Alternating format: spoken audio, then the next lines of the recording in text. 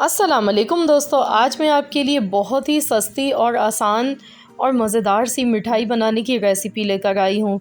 अगर आपका मीठा खाने का दिल करे तो आप ये फ़ौरन से बना सकते हैं। बहुत ही आसानी से ये बन जाती है और बहुत ही मज़ेदार बनती है। घर में मौजूद चीज़ों से ये बनकर तैयार हो जाती है कम सामान के साथ। तो चलिए हम रेसिपी देख लेते हैं। तो यहाँ पर इसको बनाने के लिए कढ़ाई में सबसे पहले हम बेसन डालेंगे। 1.5 कप में यहाँ पर बेसन ले गई हूँ। अब बेसन डालने के बाद हल्की आंच पर हमने इसको रोस्ट करना है। तो यहाँ पर आपने पेशेंस रखना है और हिम्मत नहीं हारनी है। स्लो आंच पर इसको बिल्कुल आपने फ्राई करना है ताकि इसमें बेसन का जो अरोमा है, जो भुनने के बाद निकलता है, वो बहुत ही ज़बरदस्त सा मिठाई में आएगा निकल कर। तो आपने बिल्कुल हल्की आंच पर इसको लगातार चम्मच चलाते हुए भूनते रहना है ताकि ये इवनली सब जगह से अच्छी तरह से रोस्ट हो जाए। तो अभी मैं यहाँ पर 3/4 कप में इसमें घी डाल गई हूँ। अभी बेसन को भूनते हुए 4 मिनट हुए थे, मैंने इसमें घी ऐड कर दिया है। घी मैंने यहाँ पर 3/4 कप अभी लिया है, लेकिन बाद में मैंने इसमें 2 चम्मच और डाले थे, तो टोटल यहाँ पर जो घी का इस्तेमाल होगा वो 1 कप है।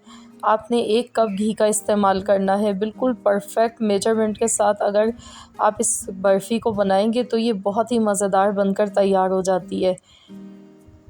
तो मज़ीद देखिए यहाँ पर हम इसको भून रहे हैं चम्मच चलाते हुए लगातार।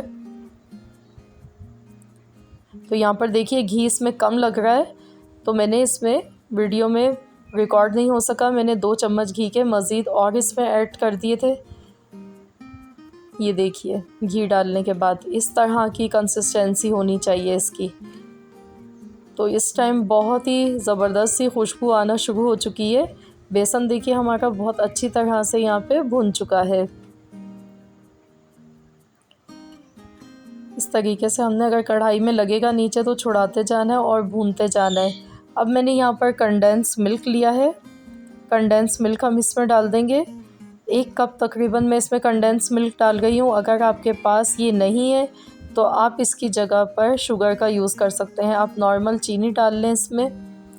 तो बस अब इसको मिला लेंगे अच्छी तरह से। कंडेंस मिल्क डालने से फ्लेवर बहुत उम्दा आएगा इसका, इसलिए मैंने यहाँ पर यूज़ किया है। आपके पास अगर अवेलेबल नहीं हो तो आप इसकी जगह चीनी भी डाल सकते हैं, तब भी बहुत अच्छी बनेगी ये बर्फ़ी। अब मैंने आधा कप दूध लिया है। आधा कप यहाँ पर दूध का इस्तेमाल होगा। बस इसको डालने के बाद अच्छी तरह से मिला लेंगे। तो ये देखिए दूध डालते के साथ ही इसमें थोड़ी सी गुठलियाँ बन जाएंगी, लेकिन घबराना नहीं है।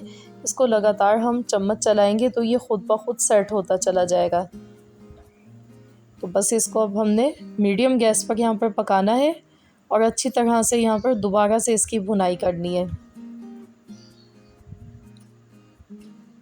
इसको बनाने में जो असल मेहनत है वो है इसकी भुनाई की ही है, और जितनी अच्छी भुनाई की जाएगी उतनी ही मज़ेदार ही मिठाई बनकर तैयार होगी।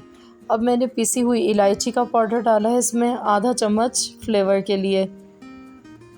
अब देखिए आप यहाँ पर ये कढ़ाई में लगना शुरू हो चुकी है, तो बस हमने क्या करना है, इसको छुड़ाते जाना है। इस तरीके से साफ़ करते जाएंगे कढ़ाई को और इसको भूनते जाएंगे जब तक कि ये हार्ड नहीं हो जाती है। तो यहाँ पर देखिए ये काफ़ी ज़्यादा हार्ड होना शुरू हो चुकी है हमारी मिठाई।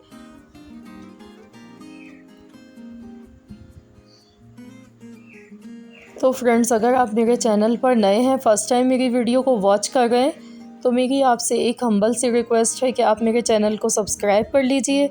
साथ ही में दिए गए बेल आइकॉन को भी ज़रूर प्रेस कीजिएगा। इससे क्या होगा कि आपको मेरी हर नई आने वाली वीडियो की अपडेट सबसे पहले देखने को मिल सकेगी। मैं रोज़ाना आप लोगों के लिए रेसिपीज़ लेकर आती हूँ, तो अगर आपको मेरी रेसिपीज़ पसंद आती हैं तो लाइक करना मत भूलिएगा। साथ में फ्रेंड्स एंड फैमिली मेम्बर्स के साथ ज़रूर शेयर कीजिए। तो यहाँ पर देखिए इसको भूनते हुए हमें 6 से 7 मिनट हो चुके हैं मज़ीद, और ये देखिए अब ये इकट्ठा होने लगा है। कढ़ाई को इसने छोड़ दिया, इसका मकसद है कि ये तैयार हो चुका है। तो बस गैस का फ्लेम बंद कर देंगे। अब हमने इसको जमाने के लिए यहाँ पर एक थाली ली है, इसको मैंने घी से ग्रेस कर रख लिया है। अब हम इसमें ये डालेंगे और इसको फ़ौरन से सेट कर लेंगे जमाने के लिए। तो इस तरीके से चम्मच से इसको फैलाएंगे और जैसे जैसे हम इसको सेट करते जाएंगे तो इसमें जो घी है ना वो ऊपर सतह पर आना शुरू हो जाएगा। ये देखिए कितनी खूबसूरत सी शाइनिंग आ गई है इसमें। और जो इसका घी था ये देखिए कितना अच्छा लग रहा है, इस तरीके से ऊपर से कितना शाइनिंग सी आ गई है इस पर। अब इस पर हमने ऑप्शनल है ड्राई फ्रूट्स, आपके पास जो भी अवेलेबल हैं, बादाम, पिस्ते, काजू, अखरोट, आपको जो पसंद है आप इस पर ऊपर से गार्निश कर सकते हैं। तो मैं यहाँ पर बादाम पिस्ते गार्निश कर रही हूँ इस तरीके से, ये देखिए। और इसके बाद हमने इसको सेट होने के लिए रख देना है 1 घंटे के लिए। 1 घंटे में ये सेट भी हो जाएगा और ठंडा भी हो जाएगा, उसके बाद फिर हम आपको दिखाएंगे। तो यहाँ पर मैंने चम्मच से बादाम पिस्तों को भी सेट कर दिया है ताकि ये इसमें अच्छी तरह से जम जाए। तो 1 घंटा हो चुका है, तो लीजिए हमारी बर्फ़ी जो है ये बनकर तैयार हो चुकी है। तो अब हम इसकी कटिंग करेंगे। तो आपने अपनी मर्ज़ी से छोटे या बड़े जैसे पीसेस आप बनाना चाहें आप बना सकते हैं। तो ये देखिए आसानी से ही निकल कर आ गई है, कितनी ज़बरदस्त लग रही है ये बनने के बाद। और खाने में ये बहुत ही उम्दा बनी है, बहुत ही मज़ेदार। ये देखिए कितनी सॉफ्ट सी है, बहुत ही मज़ेदार बर्फ़ी बनकर ये तैयार हुई है। तो ज़रूर आप लोग इस रेसिपी को ट्राई कीजिएगा और मुझे ज़रूर बताइएगा आपको कैसी लगी आज की रेसिपी। आई होप कि आप सबको आज की रेसिपी ज़रूर पसंद आई होगी। मिलते हैं इंशाअल्लाह ताला बहुत जल्द एक और न्यू रेसिपी के साथ। जब तक के लिए अल्लाह हाफ़िज़।